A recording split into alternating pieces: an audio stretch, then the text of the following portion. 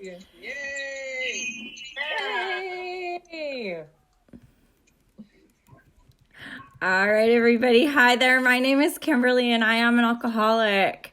Quick question. How long do I have? Hi, Kimberly. How long do I have, Kathy? Just so I time myself. Up until 8:50.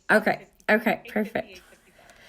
So yes, my name is Kimberlea and I am an alcoholic. And like was said, I am the chair for the Remote Communities Committee for District 40. I'm also a GSR for my group. I am sponsored and I am a sponsor to many, which is a big thing in my recovery.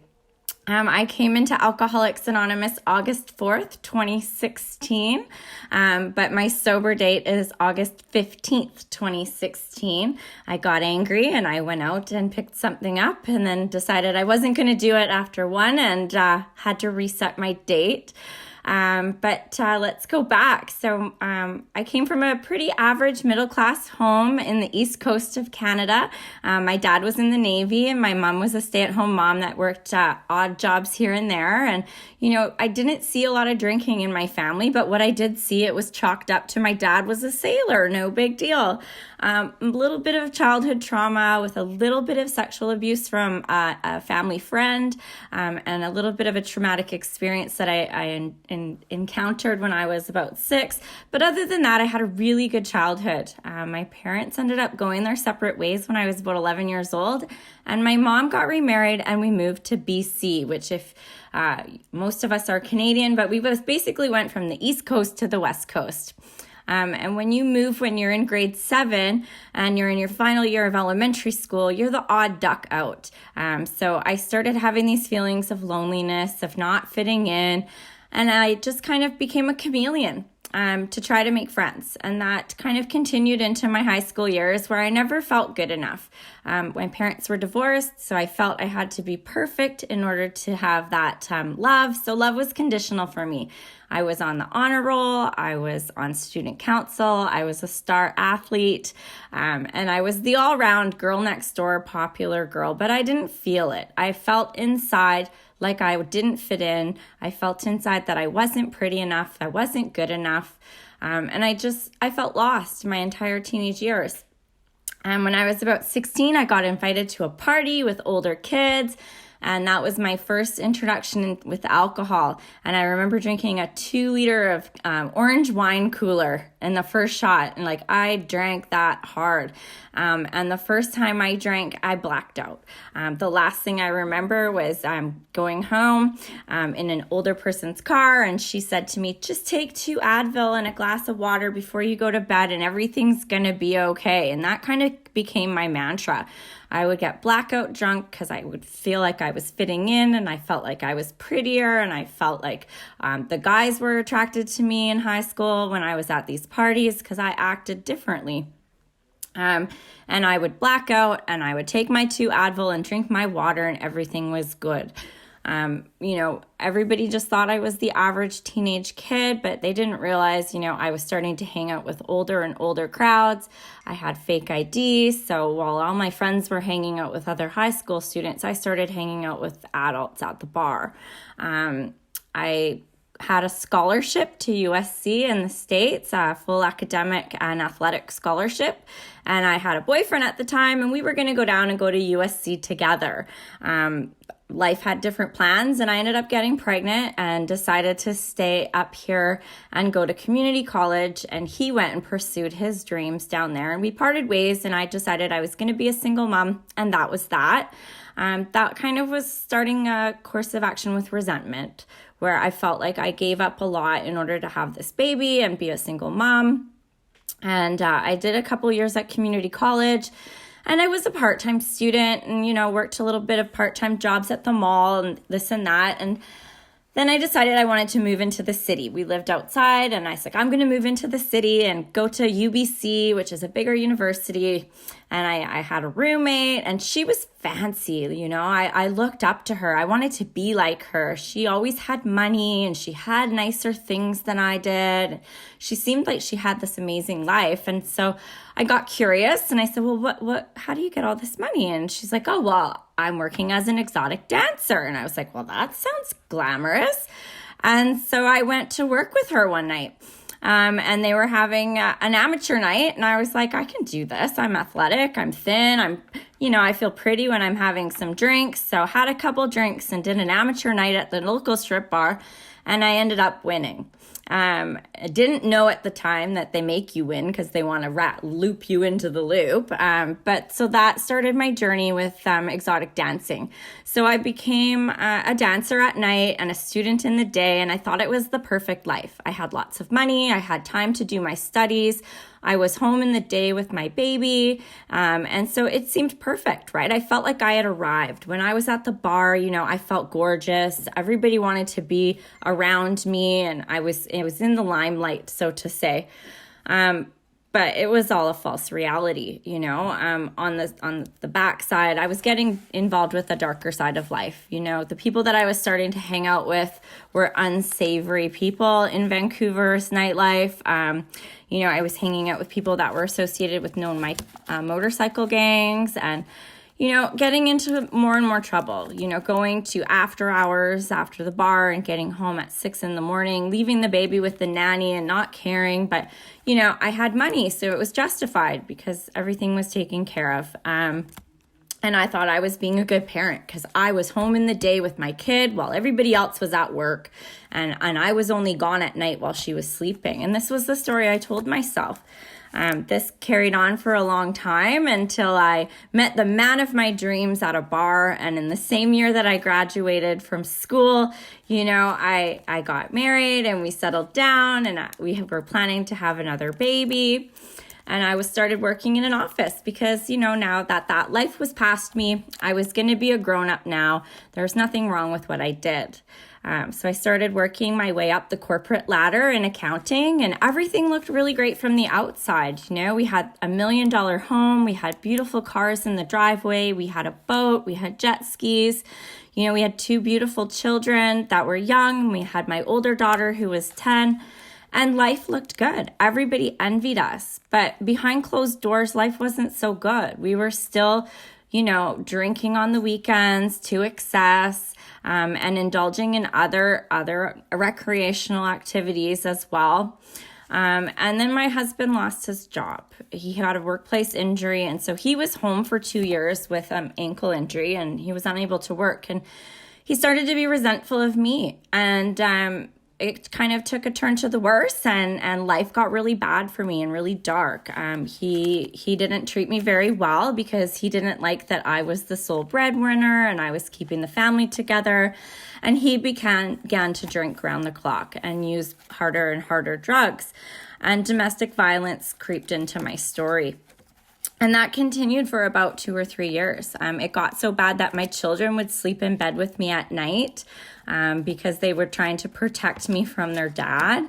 And one faithful night 5 years ago, I left with the children out the side door of the garage with just my pajamas, with no shoes on my feet, and I left for a new life. And I thought that would leave all my troubles behind.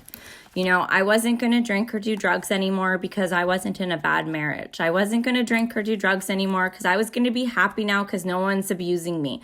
I was going to have this new life.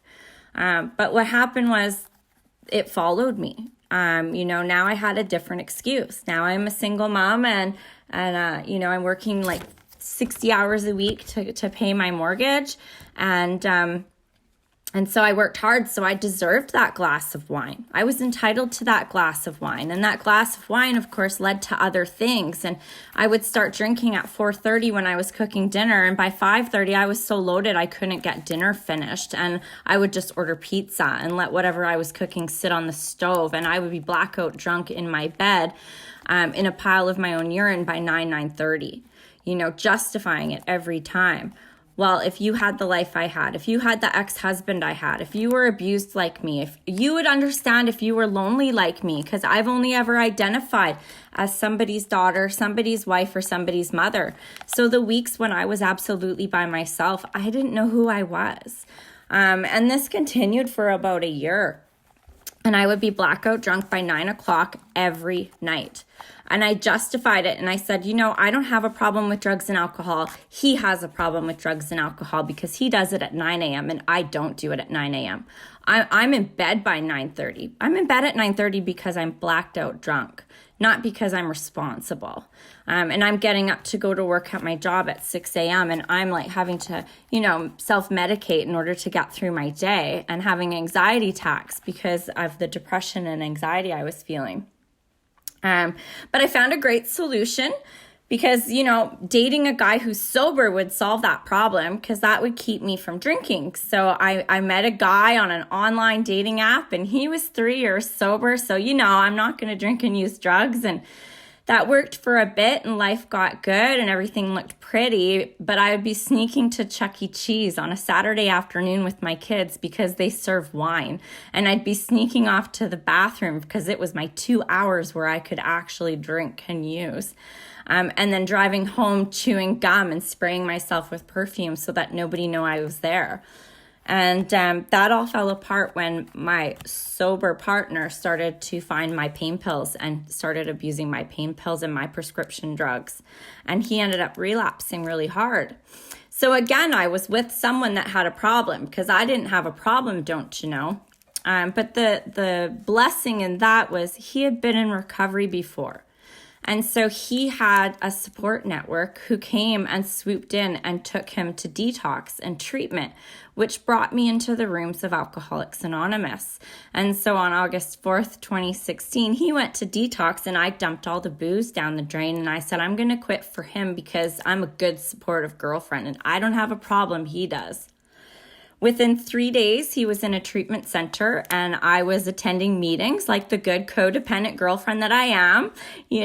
I'm going to go to these AA meetings with him and I'm going to go to Al-Anon and I'm going to be this great supportive girlfriend because I always took on a role, right? So this was my new role. I was the supportive girlfriend of this alcoholic. And what happened was I didn't fit in Al-Anon. I didn't understand what they were talking about. And so he said, well, come to a meeting with me. And I'm like, okay. So I remember sitting there. I remember the exact chair I sat in. And in the first 5 minutes, I guess I stuck out like a sore thumb. And the chairperson asked me to share. And I said, oh, no. I am not part of this. He has a problem. I'm just here to support him. Thank you. No, thank you. I'll just sit right here. As God would have it, 15 minutes later, I heard my story and I was like, what is this girl talking about me for?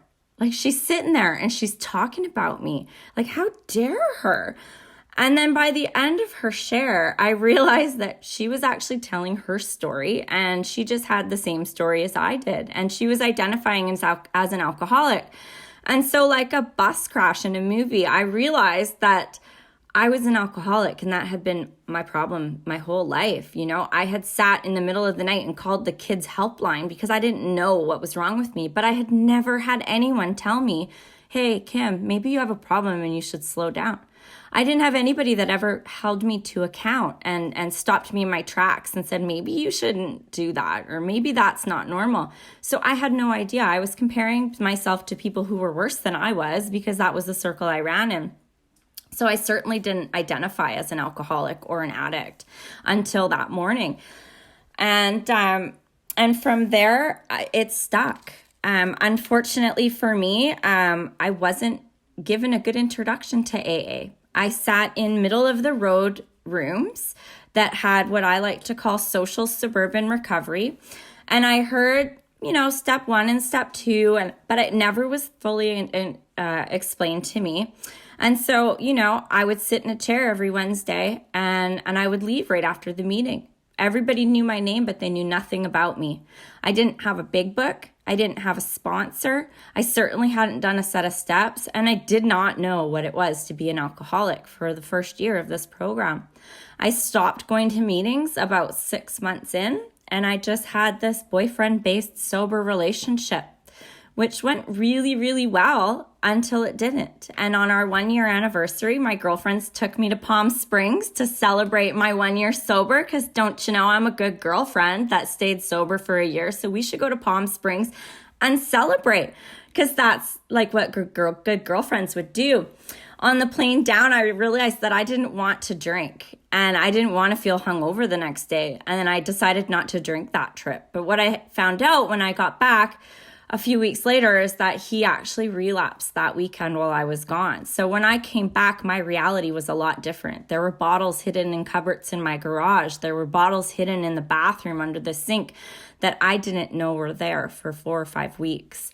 And when I uncovered this, I also found out that he was having an extramarital affair on top of the drinking. And so my reality changed very quickly. And I said, screw this. I didn't sign up for this.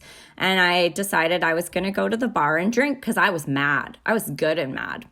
But as God would have it, he had other plans for me, and my phone rang, and it was one of my really good friends from the rooms that I hadn't seen in 6 months. And the voice on the other end of the phone said, I haven't seen you at your home group in like a really long time. So-and-so's taking 27 years tomorrow. Maybe you should come on back. And I said, I'm actually on my way to the bar. That's enough. So-and-so cheated on me. He's drinking again. I'm not doing this. This is not for me. Thanks, but no thanks. And that person got me to a meeting that day. And then that next day, I went to another meeting. And that week, I went to a meeting every night because I was lost. Not because I wanted to be sober, but because I didn't know what else to do. And my head was absolutely going a million miles an hour. And the only time I felt a little bit normal was sitting in that chair in a meeting.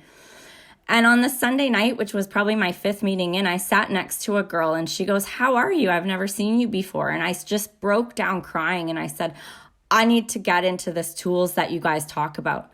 I need to do something because my life is falling apart. And so I thought I had step 1. I'm powerless. My life is unmanageable. Everything's falling apart. It's pretty unmanageable. Like I need to do this. And she got me looped in with some women that had a step group, which was amazing. So on Thursdays I met and we read some book and we checked off the steps as we went. Step 1, yep, I'm powerless. Okay, cool. Step 2, yeah, all right, I'm willing to believe. Sure. Okay, step 3, turn it over. Yeah, for sure, I turn it over. Check. Yep, all right. Check, check, check, check, check. But they were empty check marks. There was no action behind it. There was no firm understanding. They were just checks. It could have been as if I read them off the wall.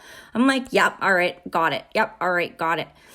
And that worked, right? I'm like, great, now I can be a sponsor. Like I've got to my steps are done. Put that big period at the end. I've done my steps. Check.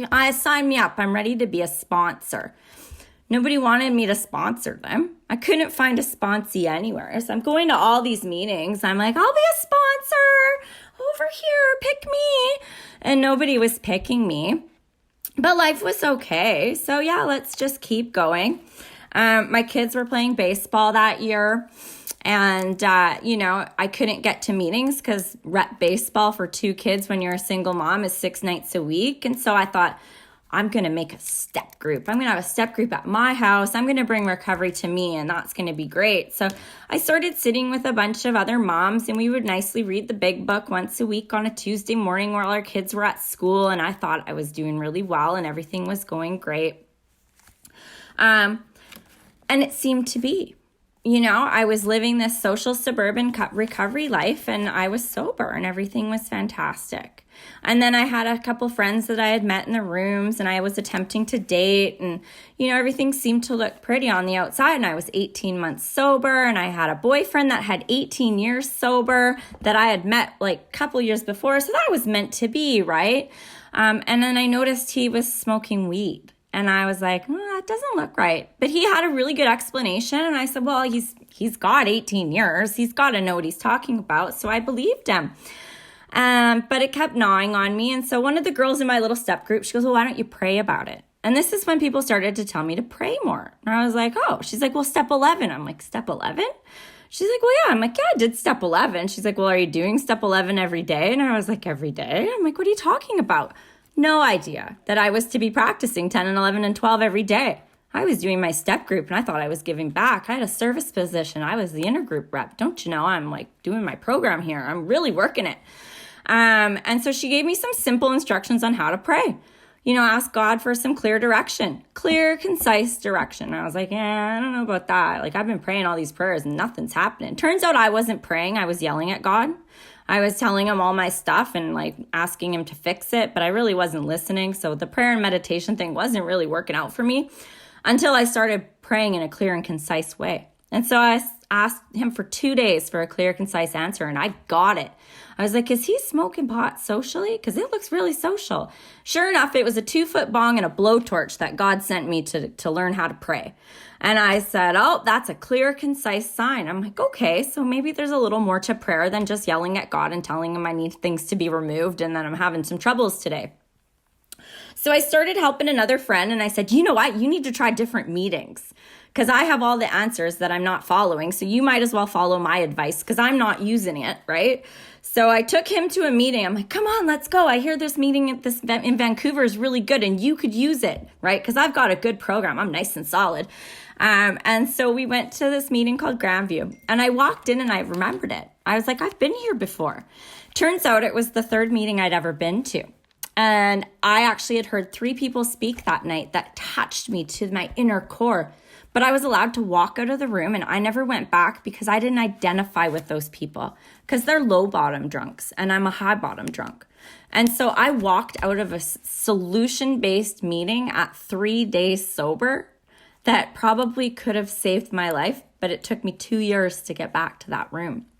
And I sat there and I heard these people talking about recovery and they were all lit up and they were all excited and they were talking about the steps in a different way that I had never had explained to me before. And my mind got turning and I was curious to what they were talking about. And so I started going back by myself. And I never went anywhere by myself. I always had to have a buddy. But I was so intrigued by what these people were talking about at this meeting that I kept going back by myself because I wanted to hear more. And to the point where I started telling all my social suburban recovery girlfriends about it. I'm like, you got to come check out this meeting. Like they're doing things differently there. And so some of the girls would come with me on Saturday nights and we'd have our Saturday nights in Vancouver and we'd go out for dinner and we'd go to this meeting and get some solution-based recovery. So then one night, it was a Saturday night and it was October 7th. And I went to that meeting and I went up to a lady who was actually one of those people who spoke that first time I had been at that meeting 2 years prior.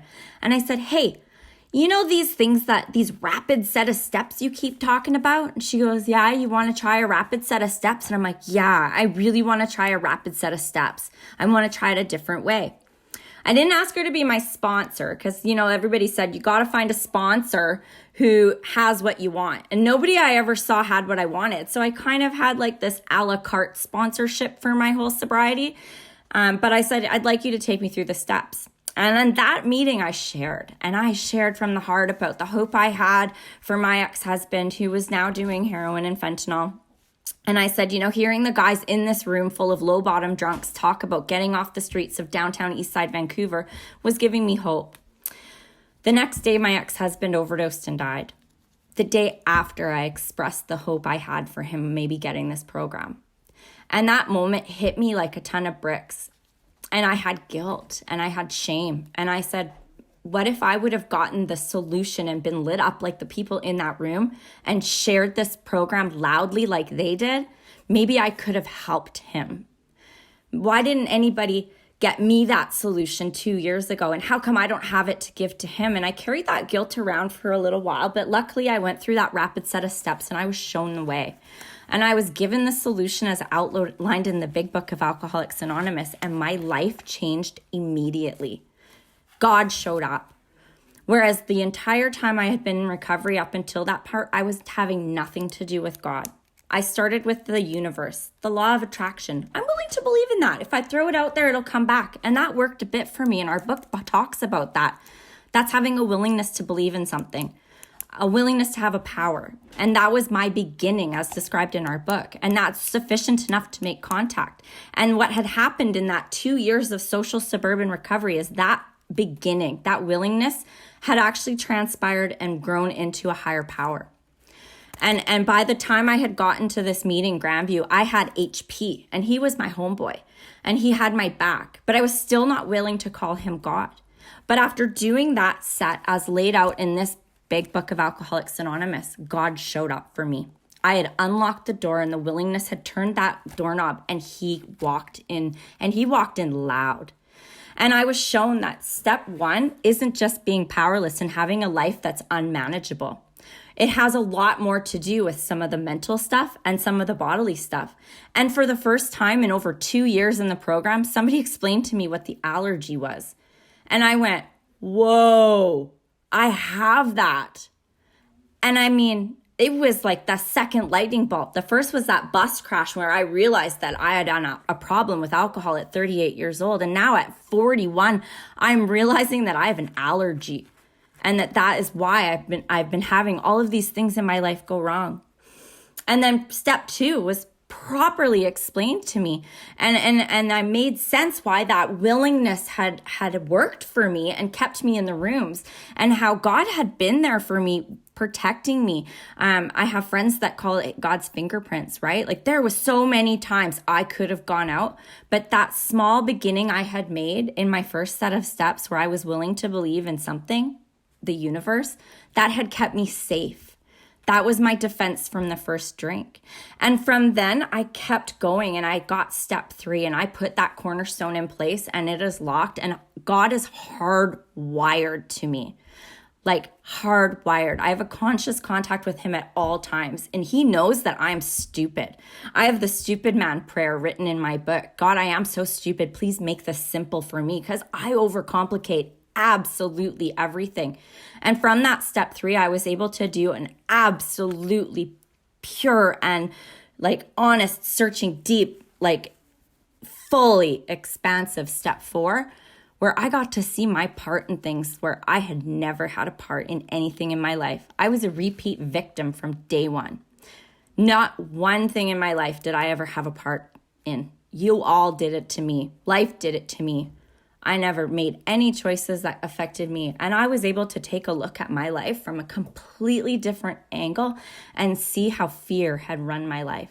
Fear of not being good enough, fear of not being pretty enough, fear of being judged, fear of not being loved, fear of being rejected, fear of being abandoned. All of those 5 core fears that 90% of the women I've met in these rooms have were what caused every single thing to happen in my life. And the minute I did my step 5, those things just didn't matter anymore. And I was free. And I've worked 6, 7, 8, 9, 10, 11, and 12 in my life every day since. I said step 3 prayer and the step 7 prayer every day for 8 months. And I am telling you, God showed up, and he showed up hard. And I went to a gay pride event, and I met someone who spoke about being proud about recovery and ending the stigma. And I thought, imagine the people that I could help if I carried this message. And then step 12 made sense to me. My primary purpose in life is to carry the message of Alcoholics Anonymous to those who still suffer. People like my ex-husband, who I was never able to reach. People like my sponsee Lillian, who passed away because she couldn't find willingness because nobody gave her hope. You know, I've got 3 friends in the past 2 weeks that have overdosed because they are not willing to go to any length to get this program that is so easy to get, and all you have to do is try. All you have to do is be willing. And it's my responsibility to be the light that shines there to give them hope, because hope is the key to willingness. You cannot be willing to do any of these steps if no one gives you hope. So I have to shine bright. I have to shine this light louder than any light I've ever had in order to give everybody hope, because that's just the key to willingness. I can't be willing unless I see somebody that's got something that I want. And I have the ability to believe that it can work for me. And that's why it's so important for our primary purpose to be to carry this message. Because if we're not carrying this message, there's no hope for us. Not a single drop of it. And so today I sponsor absolutely anybody who asks me to sponsor, and I say, where there's a will, there's a way. Today I am not anonymous, because our book states that we were anonymous because we couldn't handle the volumes of people who would want what we have. Well, I am living proof that I can handle the volume of people that want what I have, because I can host a Zoom meeting with 800 people on a Saturday night. I can share a message of hope. I can have a women's group at 11 in the morning on a Wednesday and have 120 people read the big book with me and get lit up. But most importantly, I learned that there is not a period at the end of do your steps. There's a semicolon. And the answer to the second half of that statement is found on page 15, and let me read it to you. Because everybody says I did my steps, and they put a big fat period. When after that period, there should be a semicolon, and it says I did my steps, and then I went and perfected and enlarged my spiritual life through work and self-sacrifice for others. And the gift I get by doing that self-sacrifice and working with others is on page 14. It's a complete destruction in self-centeredness, and I've turned my life over to the Father of light. And as a result, the effect is electric. There is a sense of victory followed by such a peace and serenity that I had ever known, and there is utter confidence. And let me tell you, my friends, I've found utter confidence in the rooms of Alcoholics Anonymous. I am no longer a girl who has to drink to pretend to hold her head up high. God has done for me what I could not do for myself, and I am confident, I am beautiful. I can stand in any room with my head held high and my shoulders back, and I believe. And I just have a main purpose to share that belief with everybody and hope that they can believe too. And I thank you so much for asking me to share here at your meeting.